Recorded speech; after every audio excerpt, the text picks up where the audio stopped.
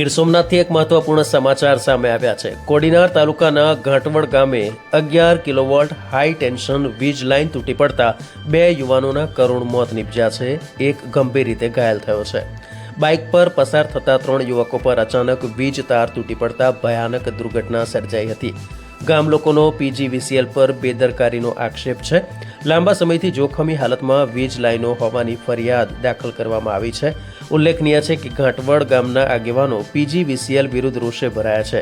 ન્યાય નહીં મળે તો ઉર્જા મંત્રી સુધી જવાની પણ ચીમકી ઉચ્ચારી છે। બંને યુવાનોની નનામી એક સાથે નીકળતા ગામમાં શોકની લાગણી ફેલાઈ ગઈ છે। Voice of Una, Hussain Bhadarka. મિત્રો, ગીર સોમનાથ જિલ્લાના તેમજ દીવના સમાચાર માટે આપ જોતા રહો voice of Una YouTube channel. આ વિડીયોથી આપની જાણકારીમાં વધારો થયો હોય તો વિડીયોને લાઇક આપશો, મિત્રોને લિંક શેર કરશો।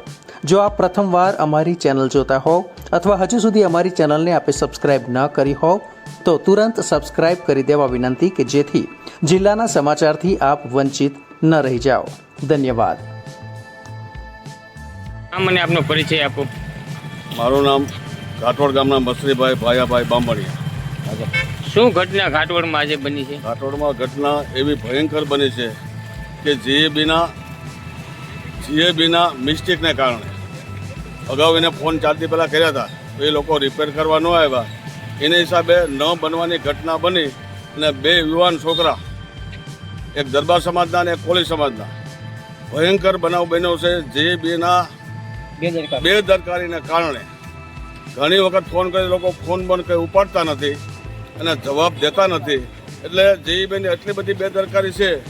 એમાં આ બારણભાઈ છે એ ખાસ તો આખો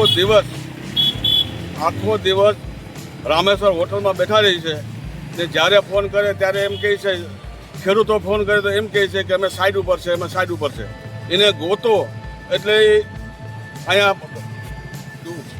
રામેશ્વરમાં બેઠા હોય છે આખો સ્ટાફ લઈને, કંઈ કરતા નથી, ખેડૂતનું સાંભળતા નથી, ખેડૂતને કોઈ જવાબ દેતું નથી આ ઘાટવડ ગામની અંદર। આ ઘટના બની એના વિશે તમારી શું માંગ છે?